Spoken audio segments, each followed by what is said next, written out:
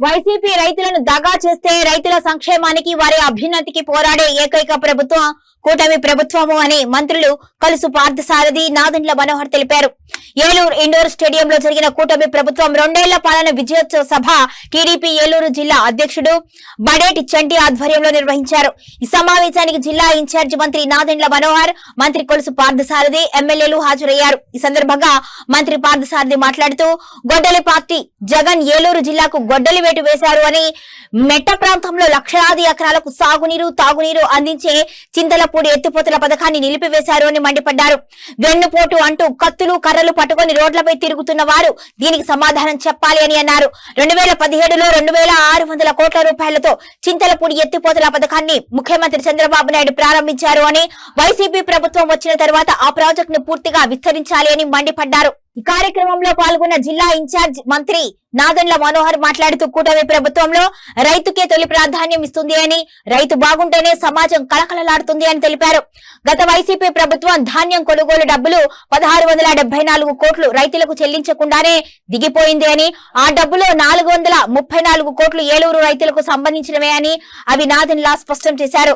ధాన్యం కొనుగోలు విషయంలో 24 గంటలు దాటకుండానే రైతులకు ధాన్యం అమ్మిన డబ్బులను వారి ఖాతాల్లో జమ చేస్తున్నాము అని చెప్పుకొచ్చారు.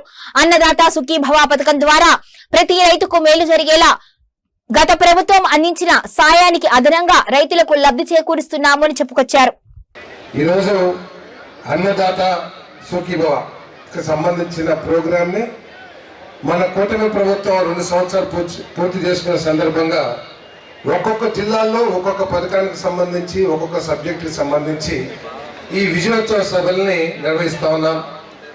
ఈరోజు ఈ సందర్భంగా 2 సంవత్సరాలు పూర్తయిన సందర్భంగా మరి ఈరోజు ప్రతిపక్షం కూడా రాష్ట్రంలో ఏదో కార్యక్రమాలు చేస్తూ ఉంది.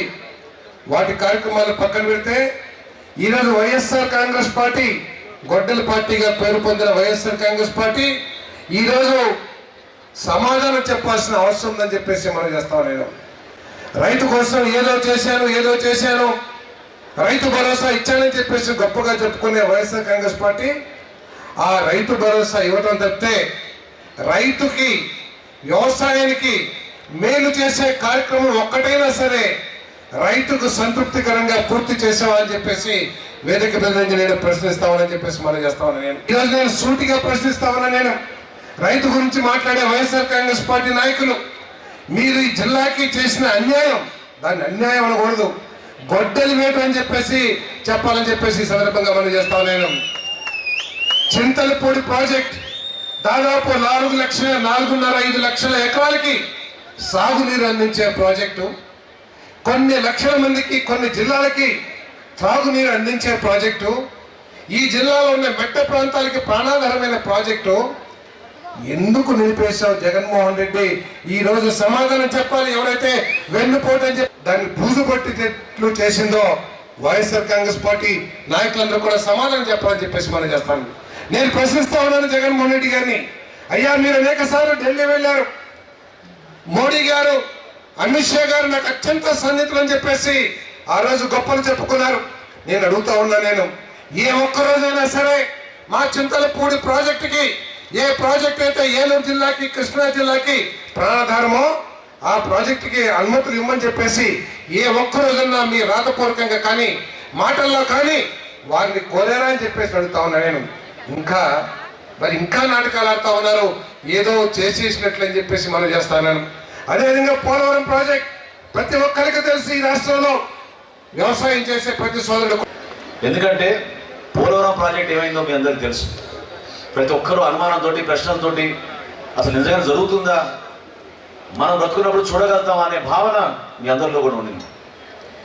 ఇంత పుష్కలమైన మన జిల్లాలో ఎంతో అభివృద్ధి చెందాల్సిన వ్యవసాయ రంగం, అదేవిధంగా ఉద్యాన రంగం, ఏ విధంగా రైతుల్లో మనం నిజంగానే ప్రభుత్వం నుంచి మద్దతు కోరగలుగుతామా, ఆ విధంగా ప్రభుత్వం మనకి నిలబడుతుందా అనేది మీ అందరిలో ఉన్న అనుమానాలు.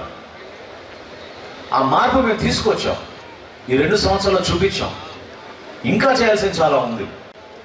అసలు ప్రభుత్వంలో వచ్చిన తర్వాత మొట్టమొదటి కార్యక్రమం, ఆ శాఖకి నేను మంత్రి అయిన తర్వాత నేను చూసింది ఏంటంటే, రైతుల దగ్గర ధాన్యం కొనుగోలు చేసి మోసం చేసి ఎగ్గొట్టి 1674 కోట్ల రూపాయలు బకాయిలు వదిలేసి జగన్మోహన్ రెడ్డి గారి ప్రభుత్వం వెళ్ళిపోయింది ఆ రోజున.